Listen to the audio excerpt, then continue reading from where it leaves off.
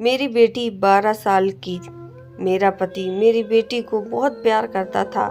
पति हमेशा ही कहता था कि मैं इसे पढ़ लिखा कर डॉक्टर बनाऊंगा, जबकि मुझे यह देखकर डर लगता था क्योंकि वह उसका सौतेला पिता था।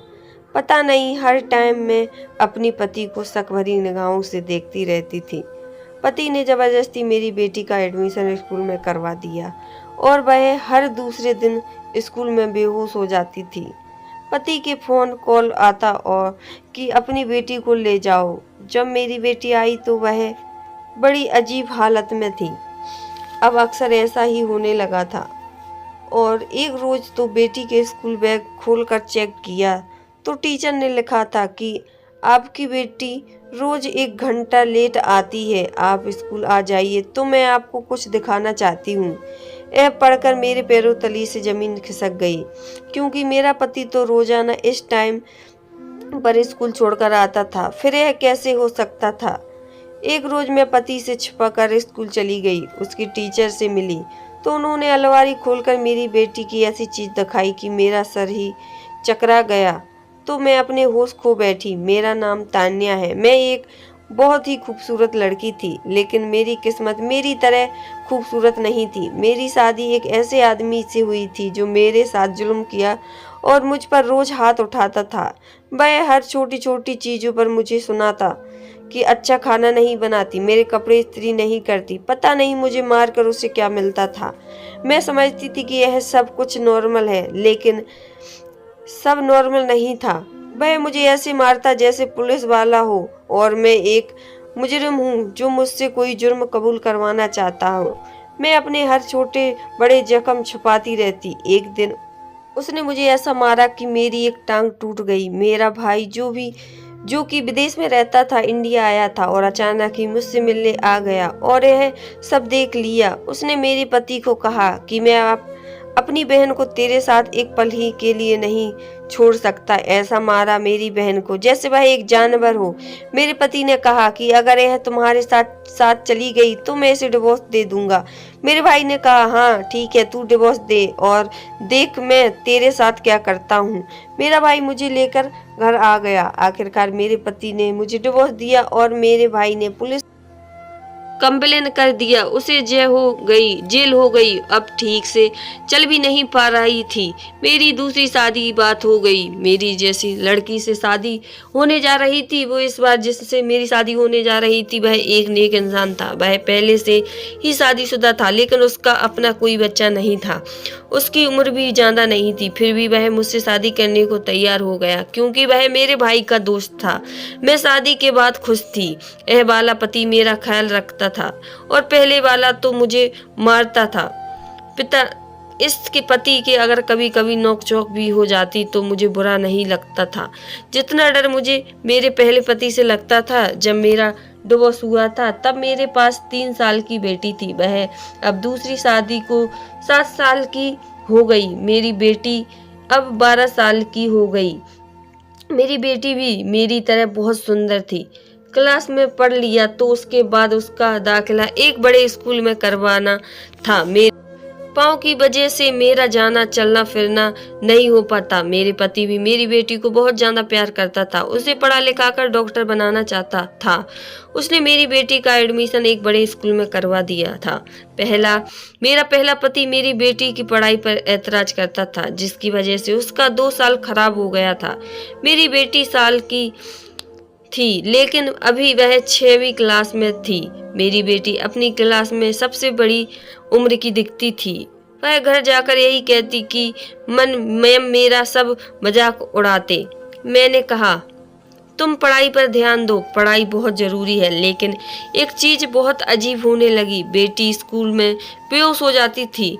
जब मेरे पास स्कूल से कॉल आया तो मैं अपने पति को तुरंत स्कूल भेज देती, जाकर इसको ले आओ, और भी सो गई। बहुत ज्यादा घबरा गई थी। अचानक मेरी बेटी को क्या हो गया था। मेरी बेटी भी तो अजीब थी। सुबह नाश्ता करके नहीं जाती थी। मेरे पति बेटी को लेकर आ गए।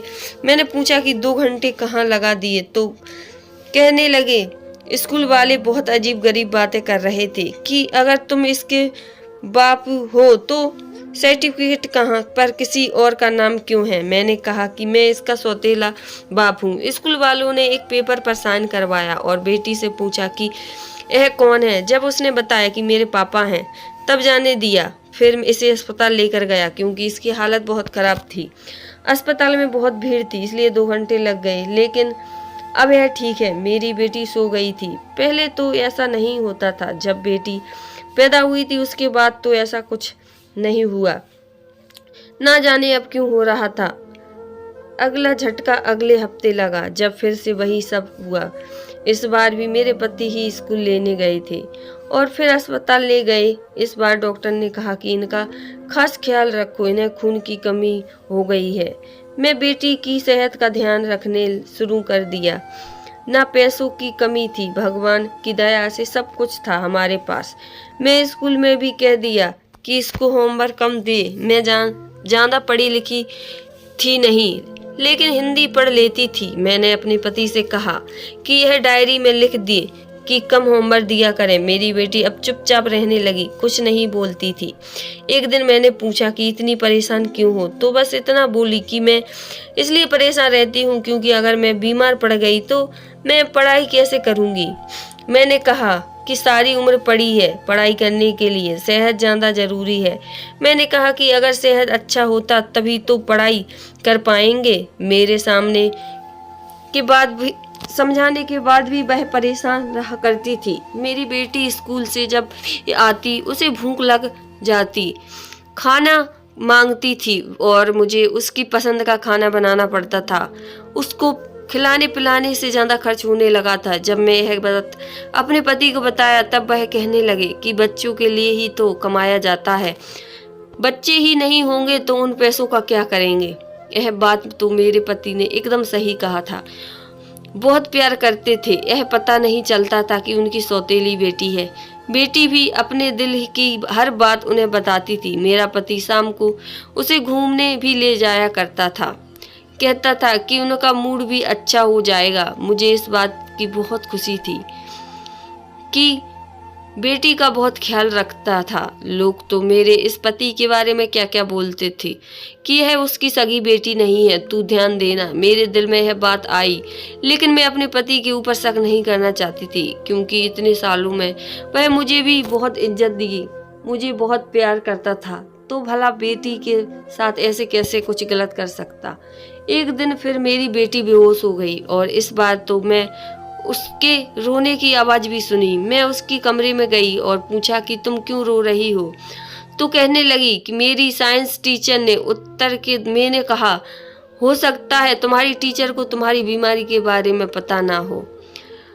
तो कहने लगी उन्हें सब पता है। वह कहती है कि होमवर्क क्यों नहीं करके आती हो। मैंने कहा ठीक है, मैं बात स्कूल टीचर से बात करूंगी, मुझे ही स्कूल जाना हो और टीचर से कहना हुआ कि इतना होमवर्क ना दिया करें, वह परेशान हो जाती है। जहाँ तक मुझे पता है मेरे पति ने तनख्वाह 16,000, लेकिन आज उसके पास बहुत पैसे आए थे। जब मैं उनसे कहने लगी कि मेरा एक दोस्त है, उसके कारोबार में पैसा लगाया था, उसमें मुनाफा हुआ है। मैंने कहा चलो अच्छा है। फिर यूं ही दिन बीतने लगे। एक दफ़ा मुझे स्कूल से कॉल आया कि बच्चे की तबीयत खराब है, उसको ले जाइए। मैं अपने पति से कहा कि आप रहने दें, मैं स्कूल चली जाती हूँ या फिर हम दोनों ही चलते हैं। इस सुनते ही मेरे पति के चेहरे के रंग उड़ गया था, जैसे मेरे जाने से क्या हो जाएगा।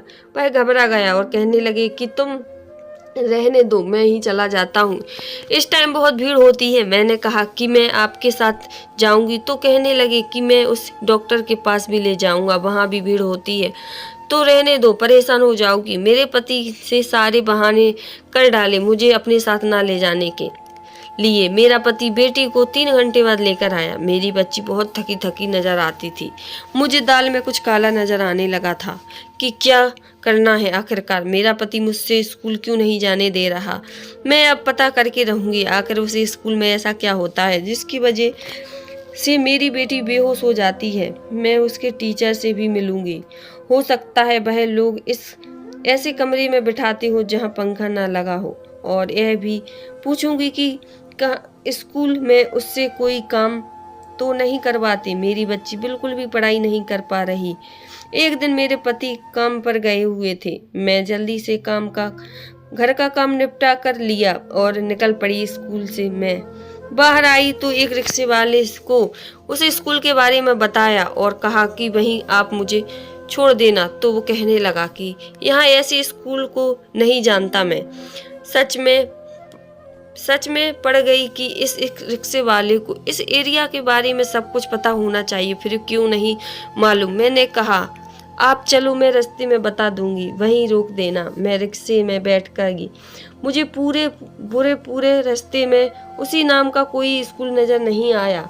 मैं इस एरिया में उतर गई और बेटी का स्कूल ढूंढने लगी। मुझे एक बिल्डिंग नजर आई, उसके ऊपर वही नाम लिखा था। मेरी बेटी मुझे बताती थी। मैं बिल्डिंग के अंदर जाने लगी। मुझे तो यहाँ कोई स्कूल नजर नहीं आ रहा था।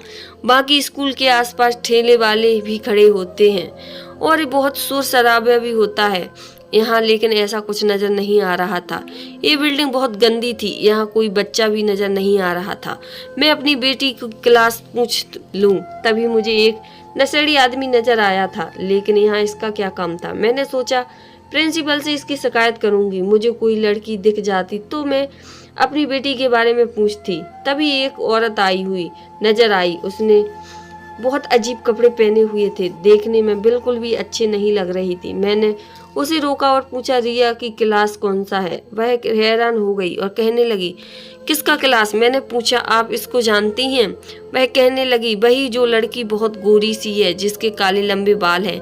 मैंने कहा हाँ वही। उसने कहा अभी कुछ टाइम में फ्री होकर आ जाएगी। वह औरत कहने लगी कि वह लड़की आपकी कौन है। मैंने कहा वह मेरी बेटी है।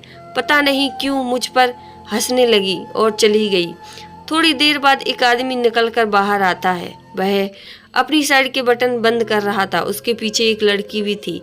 मैं समझ गई थी कि यहाँ कुछ काम होता है, लेकिन मुझे चक्कर तब आया जब मैंने देखा कि वह लड़की कोई और नहीं बल्कि मेरी बेटी रिया ही थी। मैं तो देखकर पागल सी हो गई। मैं रिया से कहा कि यहाँ क्या कर रही हो।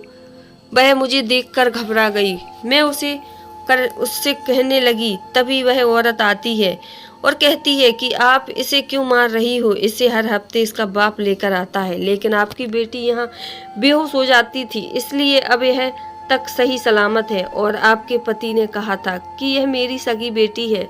मैंने कहा कि वह इसका बाप हो ही नहीं सकता। अगर इसका बाप होता तो यहाँ ना लाता। वह औरत कहने लगी ऐसी बात नहीं है। यहाँ पर ऐसी भी लड़कियाँ आती हैं जिनको उनके माँ बाप भी छोड़ जाते हैं। खैर उसने भी बताया था कि जब कोई दिक्कत हो तो मेरे घर कॉल करना और मेरी बीवी से ऐसे बात करना ताकि बीवी को शक ना हो। बाकी मैं समझ जाऊंगा। और वह इस भी कहता था कि इसकी सगी माँ नहीं है। मेरे पति ने इतना झूठ बोला था जिसे मैं एक अच्छा इंसान समझती थी, वह एक कसाई निकला। पहले पति ने कम दुख दिए थे जो इसने पूरे कर दिए। मैं अपनी बेटी को लेकर पुलिस स्टेशन गई और वहाँ अपने पति के खिलाफ रिपोर्ट दर्ज करवाया और उसे बिल्डिंग में जो गंदा काम होता था सब बता दिया। बड़े साहब ने छानबीन करवाई और मेरे पति को भी गिरफ्तार करवाया। जब मेरे पति को पुलिस लेकर जा रही थी तो वह शर्मिंदा था और मुझसे माफ़ी मांगने लगा। मैंने अपनी नज़र हटा ली। मैं उसका चेहरा भी देखना नहीं चाहती थी। उसने मेरी बेटी की ज़िंदगी खराब करना चाहा। मैं अपनी बेटी को लेकर दूर चली गई जहाँ मैं कोई नहीं जानता था। कुछ साल बाद मैंने अपनी बेटी की शादी कर दी। मेरी क्या गलती थी जो मुझे दोनों पति हरामी मिले। कहानी पसंद आए तो चैनल को लाइक शेयर सब्सक्राइब करना। हर हर महादेव।